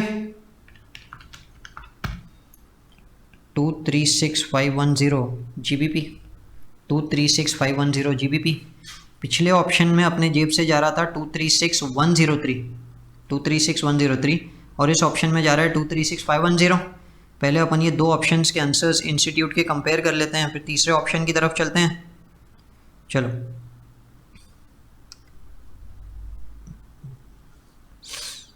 236103, 236 उतना ही तो था 103 और 236510, तो 236510, तो अपने ये दोनों के दोनों आंसर्स मैच हो गए हैं। तो we are moving ahead with the third option. ठीक है, ऑप्शन कवर की बात करते हैं, क्वेश्चन के ऊपर पीछे जाते हैं वापस से। We will talk about option covers या करेंसी ऑप्शंस। तो देखिए ऑप्शंस में ना सबसे पहले तो ये कंसेप्ट समझिए कि यहाँ पे कौन सा वाला ऑप्शन हो रहा है, कॉल या पुट। तो जैसे वो रेट दिया है 1.7 पर GBP, USD 1.7 पर GBP। तो सपोज़ करो कि हमारे जो इंडिया में अगर आप ऑप्शन ले रहे हैं तो 70 रुपीज़ पर डॉलर होता है और कॉन्ट्रैक्ट रुपीज़ में दिया होता है। तो न्यूमरेटर में रुपीज़ चल रहा है, पर डॉलर यानी $1 आपको इतने में देंगे, वो यही बोलता है ना $1.70 में देंगे, $1.70 में देंगे, ऐसा बोलता है वो। वैसे ही इसका मतलब है 1 GBP आपको 1.7 USD में देंगे, 1 GBP आपको 1.7 में देंगे, मतलब रेट यूके का नहीं है, रेट यूएस का है। और देखो इसीलिए USD में ही कोटेड है, इसीलिए USD में ही कोटेड है। आई होप इट इज़ क्लियर, समझ में आ रहा है। तो मैं बोलता था 70 रुपीज़ पर डॉलर और रुपीज़ में आपको कॉल ऑप्शन दिया रहता है, वैसे यहाँ पे 1.7 USD पर GBP और वही आपको USD में दिया हुआ है। तो इसका मतलब आप USD के बदले इतना GBP देंगे। अब कॉल ऑप्शन का ये मतलब, पुट का क्या मतलब, पुट का मतलब है कि 1.7 USD आपको देंगे 1 GBP के बदले। और अपन सेल कर रहे हैं GBP, ये क्लियर हुआ। ये अपन ने सबसे स्टार्टिंग में डिस्कस किया कि we have to sell GBP। तो बॉस अगर आपको सेल करना है ना, GBP सेल करना है, तो इसका मतलब मैं क्या कर रहा हूँ, कॉल अगर लिख रहा हूँ तो मैं बोल रहा हूँ 1 GBP मैं आपको दूंगा 1.7 USD के बदले। और पुट क्या बोलेगा कि मैं आपको 1.7 USD दूंगा 1 GBP के बदले, मतलब GBP सेल करोगे तब जाके मिलेगा ये अमाउंट। तो पुट ऑप्शन एक्सरसाइजेबल है, put epsilon naught call option, पहले ये समझना जरूरी है। पुट ऑप्शन एक्सरसाइजेबल है, नॉट कॉल ऑप्शन। 0.096। अब इसके बेसिस पे अपन पूरा का पूरा क्वेश्चन को सॉल्व कर रहे हैं कि अपने को आउटफ्लो के लिए 364897 चाहिए डॉलर्स। ठीक है, तो कॉन्ट्रैक्ट कितने करने पड़ेंगे, 364897 डिवाइडेड बाय स्ट्राइक प्राइस 1.7 का है। ठीक है, तो इतने GBP लगेंगे, 214645 GBP। ठीक है, यहाँ कॉन्ट्रैक्ट नहीं लिखता, यहाँ GBP लिखता हूँ, GBP। तो कॉन्ट्रैक्ट कितने होंगे भाई, एक कॉन्ट्रैक्ट अगर 12500 का है तो 214645 डिवाइडेड बाय 12500। ठीक है, 17 कॉन्ट्रैक्ट्स पॉसिबल है, 17.17 आ रहा है। तो इसका मतलब बचे हुए अमाउंट के लिए फॉरवर्ड कवर लेना पड़ेगा, क्योंकि पूरा अमाउंट कवर नहीं हो पा रहा है। तो वो कितना है, 364897 minus 17 contracts of 12500 GBP eight a price of 1.7। तो बचे हुए डॉलर्स के लिए मेरे को फॉरवर्ड कवर लेना पड़ेगा। तो 17 इंटू 12500 इंटू 1.7 माइनस 364897, ये आ रहा है 3647। और हमारे पास आज का प्राइस और फॉरवर्ड कवर का प्राइस दोनों अवेलेबल है।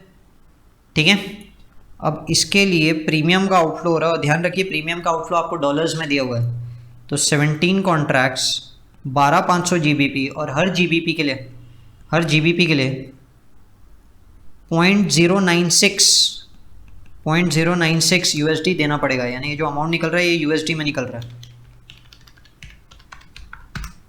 ठीक है, 20400 ये पैसा आज देना है, कायदे से इस पर भी इंटरेस्ट आना चाहिए क्योंकि ये बोरो करेंगे, पर इंस्टीट्यूट नहीं लेता है इसलिए हम भी नहीं ले रहे। ठीक है, हमारी इंस्टीट्यूट की मॉड्यूल में भी नहीं लिया हुआ है, तो एक बार आंसर में भी देख लेंगे लिया है क्या, मोस्टली नहीं लिया होगा इंस्टीट्यूट में। ठीक है, तो अपने को अब सब कुछ जीबीपी में निकालना है, तो यही अमाउंट 20,400 जीबीपी में आज के रेट से निकलेगा, और आज का आपका रेट है 1.5617। ठीक है, 13063 जीबीपी। फ्यूचर जीबीपी जो जा रहे हैं वो ऑप्शन में तो अपन निकाल चुके हैं, ऊपर ही निकाल लिया था 214645, तो वो तो क्लियर है, उसमें तो कोई प्रॉब्लम ही नहीं है।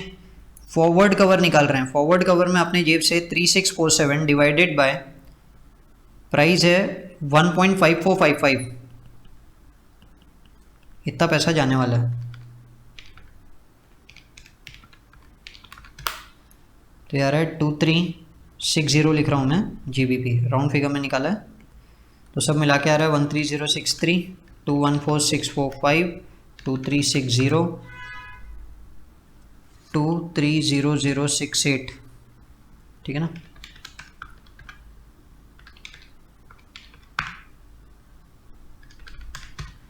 ओके, चलिए इंस्टीट्यूट का आंसर का लास्ट पार्ट देख लेते हैं, फॉरवर्ड कवर वाला नहीं, ऑप्शन करेंसी ऑप्शन वाला 227, तो 212500 हुआ, 212500। मैंने कुछ गलत लिख दिया क्या?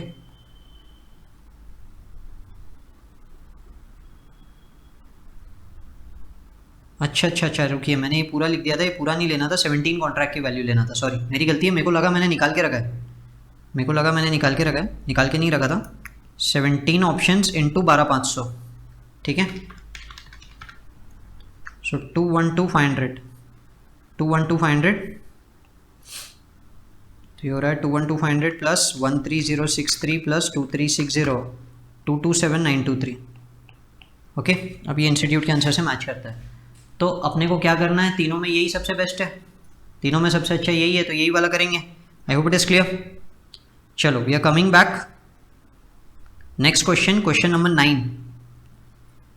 आपको दिया है स्पॉट रेट 66.2525 और 67.5945। तो डॉलर का सेल रेट 66.2525 और बाय रेट 67, फिर 2 मंथ स्वैप पॉइंट दिया है 70-90, डायरेक्ट कोट है, इंक्रीसिंग बेसिस पे यानी प्लस करना है, तो ये प्लस होगा 0070.0070, ध्यान रखेंगे 0160, 00090, 00186। Spot rate transaction delivery is made after 2 days. Assume spot rate on 5th April and swap points दिए हुए हैं, वो अपन ने कर लिया था कन्वर्ट। ठीक है ना, 1 swap point is equal to 10001। You are required to ascertain swap points for 2 month and 15 days। तो 2 month swap point दिया और 3 month swap point दिया है, मेरे को 2 month 15 days चाहिए यानी मिडल ऑफ द ईयर, तो एवरेज निकाल लीजिए। ठीक है, 70 प्लस 160 डिवाइडेड बाई 2, 115। तो इस दिन का क्या होगा, 66.2525 प्लस 0.0115,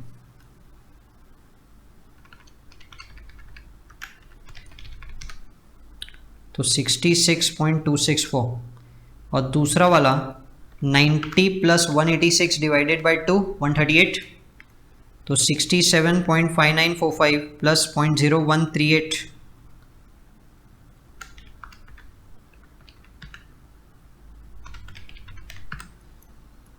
तो 67.6083। Determine foreign exchange rate on 20th June 2000, determine a certain swap points. तो स्वैप पॉइंट्स अपन ने निकाल लिए थे, वो स्वैप पॉइंट है 0.0115। फिर दूसरा पार्ट बोलता है एक्सचेंज रेट निकालो, वो भी निकाल लिया। अब वो बोलता है compute annual rate of premium discount on USD and INR on an average rate, कि एवरेज रेट के बेसिस पे हम लोगों को कितना गेन हो जा रहा है या कितना लॉस। ठीक है, तो बहुत बेसिक क्वेश्चन है, मैं आपको डायरेक्टली आंसर से वहाँ से बता रहा हूँ कि उन लोगों ने क्या किया है, आपको कैलकुलेशन ध्यान में रखना है, इसीलिए और कुछ नहीं। चलो ये तो हो गया था, हाँ भी, तो 115,138 फर्स्ट पार्ट, 66.264, और आई थिंक यही निकाले थे, ठीक है, क्योंकि इतना ही ऐड किए थे अपन ने। अब आपका जो स्पॉट रेट है वो आपको दिया हुआ है, spot rate as per question, और ऊपर आपने फॉरवर्ड रेट निकाल लिए थे 66 वाले, ठीक है। तो इसका मतलब what premium you have paid is nothing but swap points, उतना प्रीमियम हो गया। अब टोटल कितना हो गया, टोटल 132 और 135, किसका टोटल, इसका और पिछले वाले का एवरेज ले रहे हैं बेसिकली। तो ओपनिंग यानी प्राइस ऑन 5 जून और प्राइस ऑन 20 जून का एवरेज है 2.5 मंथ्स के बाद वाला एवरेज, दोनों का एवरेज प्राइस निकल गया ये, ठीक है। तो प्रीमियम कितना हो रहा है, वो जो 0.0115 है वो एवरेज का कितना प्रीमियम है, तो 0.0115 डिवाइडेड बाई एवरेज, ये जो दोनों का एवरेज था वो। तो एवरेज से ये समझना है आप लोगों को कि मेरे को कॉल का एवरेज निकालना है, यानी सॉरी एक बाय प्राइस का अलग एवरेज निकालना है, सेल प्राइस का अलग एवरेज निकालना है, ठीक है। पहले ये क्लिक करना है अपने को। तो वो जो अमाउंट था जो एक्स्ट्रा दे रहे हैं इतने महीने का, डिवाइडेड बाय आपका ये जो एवरेज प्राइस है दोनों का, ओपनिंग और क्लोजिंग का एवरेज प्राइस, अब ये 2.5 महीने का है तो इंटू 12/2.5 ताकि एनुअल रेट मिल जाए, तो ये आप लोगों के एनुअल रेट निकल जाएंगे, ठीक है। तो काफ़ी बेसिक क्वेश्चन है, इसीलिए ये बस तरीका है इस तरीके से प्रेजेंट करना है, मैं बस वो बता रहा था और कुछ नहीं। So moving to the next question, question number 10 देखते हैं। A US based company is planning to setup a software development unit in India. Software developed at the Indian unit will be bought back by the US parent at a transfer price of $10 million। तो अगर आपने हमारा foreign exchange risk management का video देखा है तो उसमें भी ये डिस्कस्ड है। तो 10 मिलियन का ट्रांसफर प्राइस है, ठीक है। The unit will remain in existence in India for 1 year। The software is expected to be developed within 1 year time frame. US based company is subject to a tax rate of 30% and additional withholding tax 10%, यानी 30% लगेगा ही, उसके अलावा 10% और tax लगेगा विथहोल्डिंग का। And will not be eligible for tax credits in US, इसका tax credit आप US में नहीं ले सकते। The software developed will be sold in US market for $12 million, ठीक है। ये जो सॉफ्टवेयर है ये आप फॉरेन में US मार्केट में 12 मिलियन में सेल कर देंगे, US में 12 मिलियन में सेल हो जाएगा। रेंट जो इंडिया में लग रहा है वो लग रहा है कितना, 15 लाख रुपए। सॉफ्टवेयर का कॉस्ट 400 पर मैन आवर लगेगा। 80 सॉफ्टवेयर प्रोफेशनल वर्क करेंगे 10 days 10 hours each day, 365 days है। तो पहले इंडिया का कॉस्ट निकाल रहे हैं, कॉस्ट इन इंडिया। तो कॉस्ट इन इंडिया है, एक तो रेंट 15 लाख, लेबर या प्रोफेशनल फीस या सैलरी जो लिखना है, 80 प्रोफेशनल्स, 400 पर man our, 10 hours a day for 365 days a year।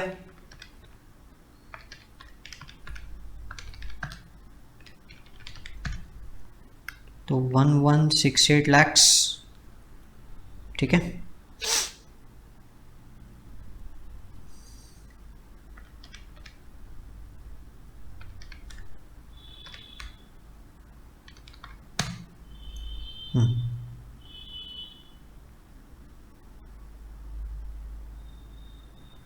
Admin cost 12 lakh,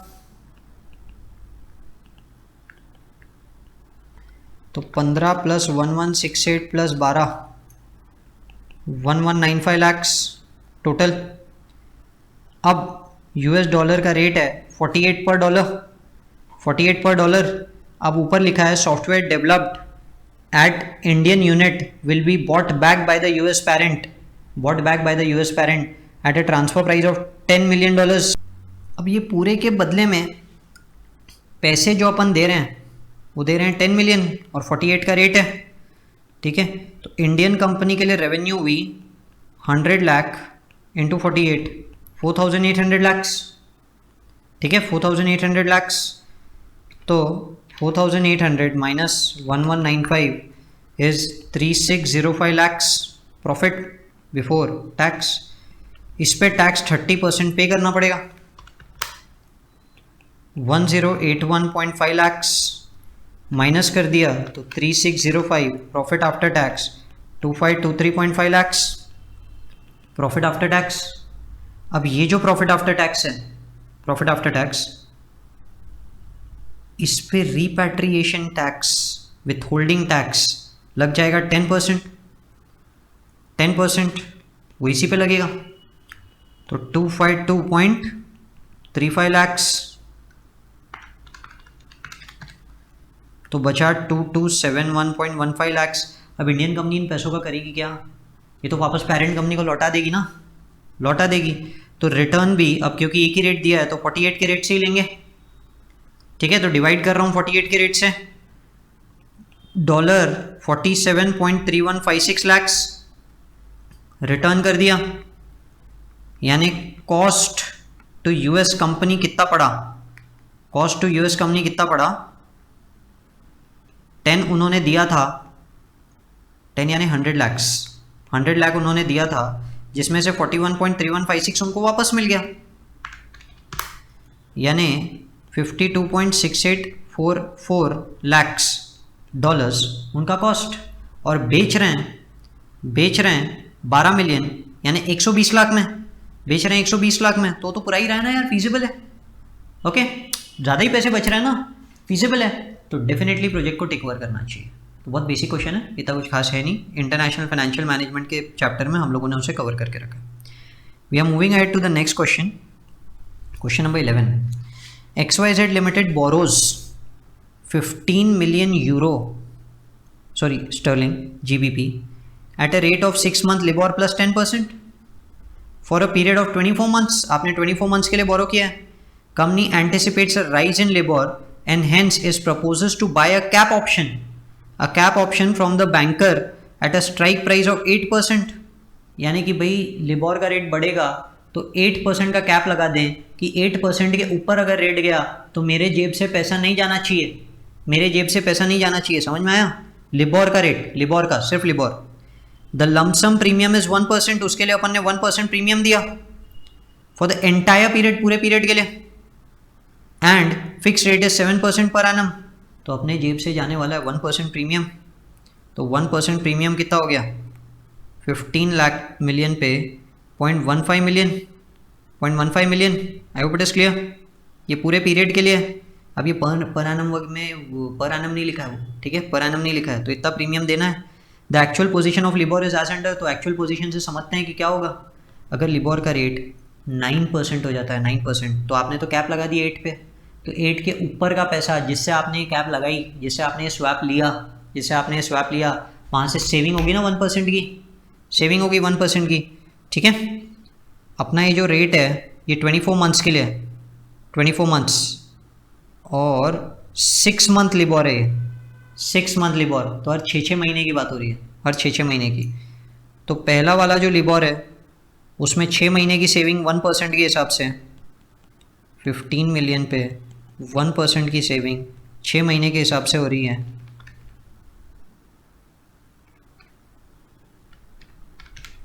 .075, ठीक है। सेकेंड में वही 15 मिलियन पे सेविंग हो गई 1.5% अगले 6 महीने के लिए,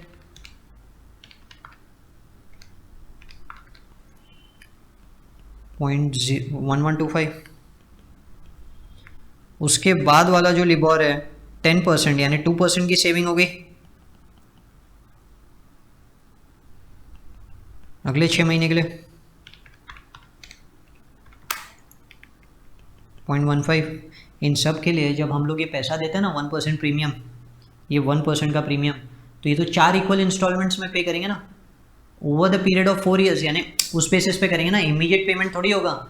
या फिर अगर इमीडिएट पेमेंट भी हो रहा है तो इसके ऊपर अपन लोग क्या करेंगे, वो जो 7% का रेट है वो 7% के रेट से अपन अमोर्टाइज करेंगे ताकि अपन सेविंग हर साल की निकाल सकें कि हाँ यार अपने को सेविंग कितना हुआ।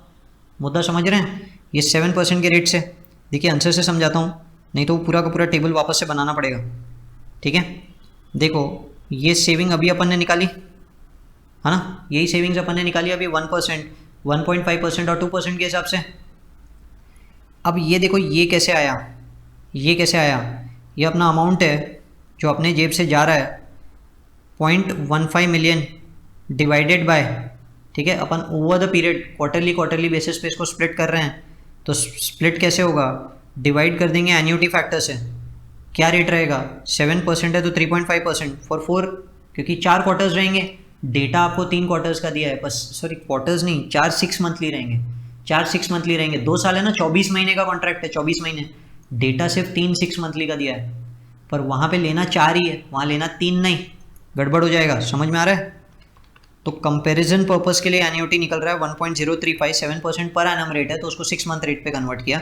ये सेम क्वेश्चन हमारा जो हमने वीडियो डाला उसमें भी सॉल्व है, आप वहाँ से देख सकते हैं। ठीक है, तो ये आता है 2.8, अरे यार 3.673, यहाँ 671 लिखा है। ठीक है, 3.671 डिवाइड कर देंगे तो इतना अमाउंट आएगा। ये अमाउंट हर साल में लिखा हुआ है, तो ये क्या, ये आउटफ्लो है। सेविंग से अगर आउटफ्लो हटाएंगे तो net amount that is received वो आपको दिया हुआ है 214917। तो कभी भी सेव हो रहा है, पैसा बच रहा है, इसीलिए इट इज़ बेटर कि हाँ अपन लोग ऐसा प्रीमियम लें। ठीक है, question number 11, calculate workout the figures at each stage up to 3 decimal points and amount nearest to pound. ठीक है, required to show the working of interest rate risk hedge through cap option. तो cap option से क्या फायदा हुआ वो हर 6 महीने का दिखा रहे हैं अपन, अलग अलग अलग अलग। तो इस तरीके से प्रेजेंटेशन होता है। Move to the next question, question number 12, Delta Limited current financial year income statement reports its net income as 15 lakh, marginal tax rate है 40%, interest expense for the year है 15 lakh, company has ₹1 crore invested in capital of which 60% is debt. ठीक है, in addition it tries to maintain a weighted average cost of capital of 12.6%, WACC दिया हुआ है आपको। Calculate the operating income और EBIT। तो ऊपर जो नेट इनकम दिया है 15 लाख वो पोस्ट टैक्स है, पैट आपको दिया हुआ है 15 लाख। मैं अगर इसमें टैक्स ऐड कर दूं तो PBT आ गया 40%, यानी ये जो है वो 60% है, तो 15/60 इंटू 40 है ना 10, तो ये हो गया 25। इसमें अगर मैं इंटरेस्ट ऐड कर दूं तो इंटरेस्ट आपको दिया हुआ है 15 लाख,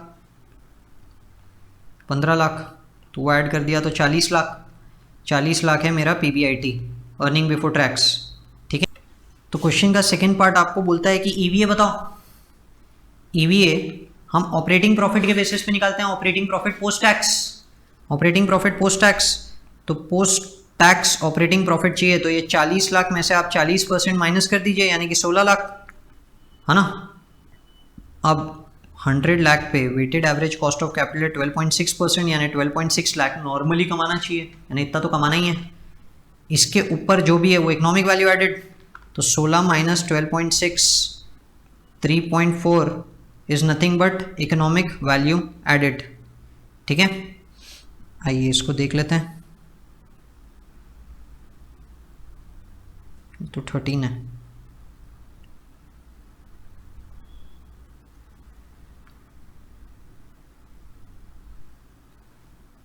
%60 इस 24 लाख। मैंने कुछ कैलकुलेशन एरर किया क्या? अच्छा सॉरी ये मेरी तरफ से कैलकुलेशन मिस्टेक हो गया।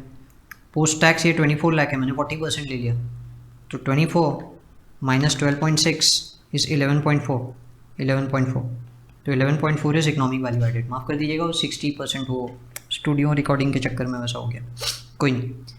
अब क्वेश्चन के अगले पार्ट पे जा रहे हैं।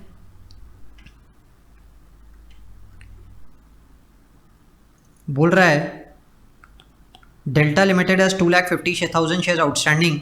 According to EVA, you have to compute how much can you pay the dividend before the value starts to decrease. तो मैक्सिमम डिविडेंड जो आप दे सकते हैं इज इक्वल टू EVA, क्योंकि EVA के ऊपर अगर डिविडेंड देंगे ना तो फिर आपका पैसा रिड्यूस होना शुरू हो जाएगा, यानी शेयर का प्राइस रिड्यूस होना शुरू हो जाएगा, वो ये बोल रहा है। ठीक है, कंपनी का वैल्यू रिड्यूस होना शुरू हो जाएगा, क्योंकि फिर री इन्वेस्टमेंट नहीं हो पाएगा ना, इसीलिए। तो maximum amount that you can pay is this EVA as a dividend. तो 11,40,000 रुपये, 11,40,000 इसको 2.5 लाख से डिवाइड कर दीजिए, 2.5 लाख शेयर से, तो around 4.56 is the maximum dividend you can pay. If Delta does not pay dividend what do you expect? तो we expect कि अगर डिविडेंड नहीं दे रहा है तो ये जो पैसा ये री इन्वेस्ट होगा तो रिटर्न कमाएगा अच्छा, क्योंकि EVA है मतलब कंपनी अच्छा रिटर्न कमा रही है, EVA है मतलब कंपनी अच्छा रिटर्न कमा रही है, तो री इन्वेस्ट करेगा तो ज़्यादा रिटर्न कमाएगा। तो इट इज़ ऑलवेज बेटर अगर डिविडेंड नहीं देता है तो that is what you have to give as answer.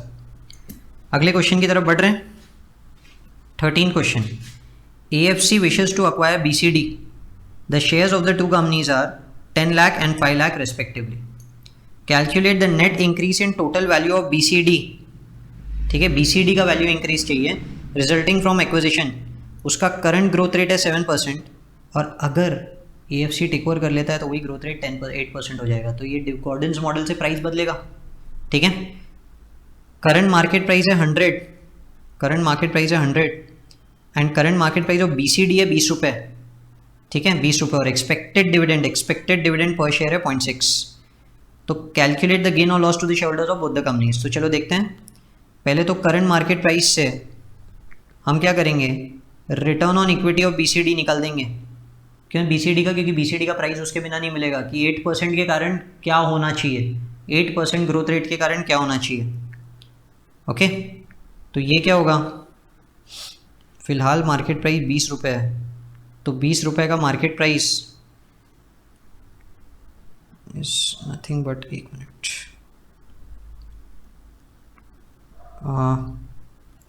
Return on BCD will be equal to dividend जो आप दे रहे हैं expected to give 0.6 divided by current market price plus growth rate which is 7%, पुराना वाला रेट, पुराना rate यानी 10%। ठीक है, अब revised market price, revised market price क्या होता है, डिविडेंड का amount divided by RE minus G। So 10% minus 8%, तो 0.6 डिवाइडेड बाय 2% यानी 30 रुपीज़। 30 रुपीज़ तो एक्सपेक्टेड है कि अगर टेक ओवर करता है तो टेक ओवर के हिसाब से उनका बाजार भाव 30 रुपये के इक्विवेलेंट होना चाहिए। ठीक है, तो on the basis of above conditions calculate the gain और loss to share holders of both the companies if AFC was to offer one share for every 4 shares of BCD, 1 share for every 4 shares of BCD। ठीक है,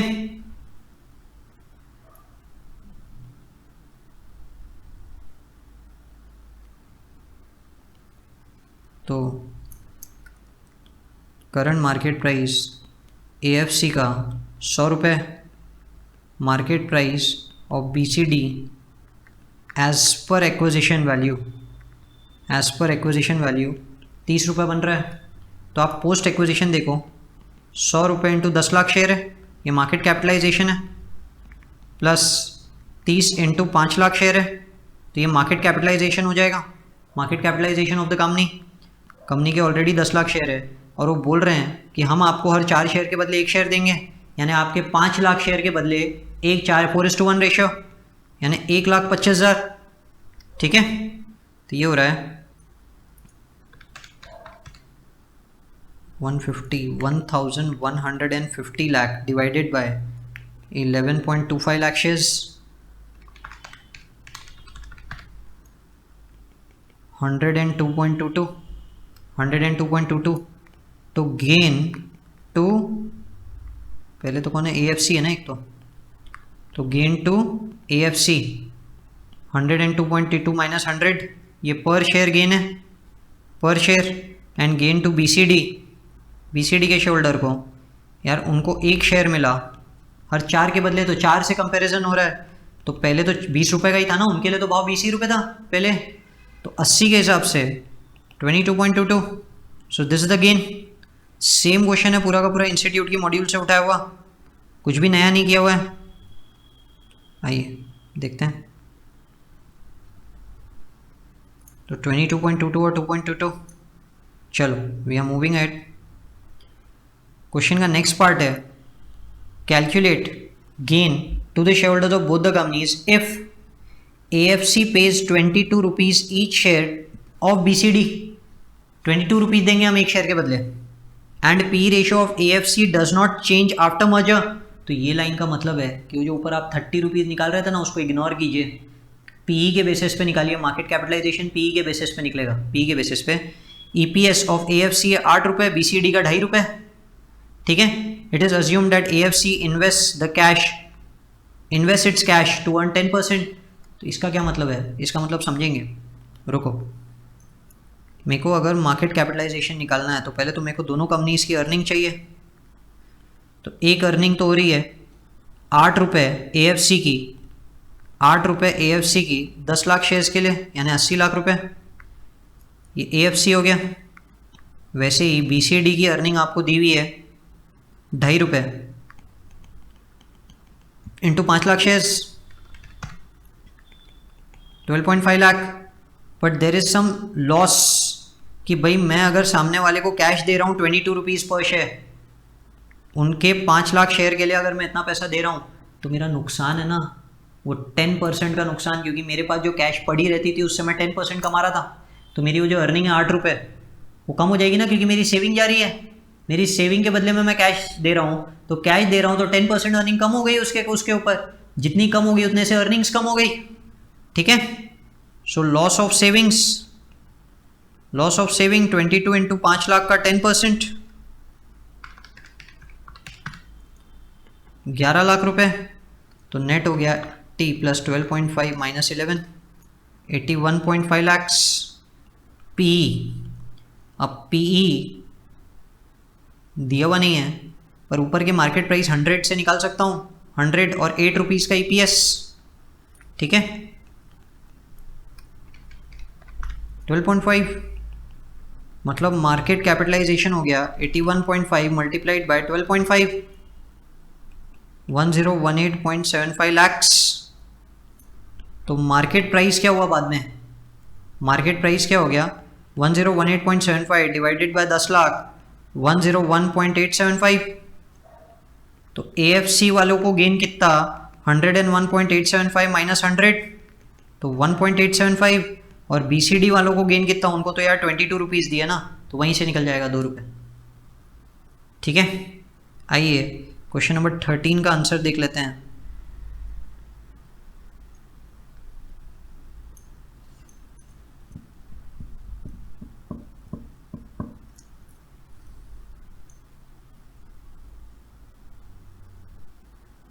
one 1.875 यहाँ पे 1.88 लिखा हुआ है, तो almost same ही है दोनों आंसर्स।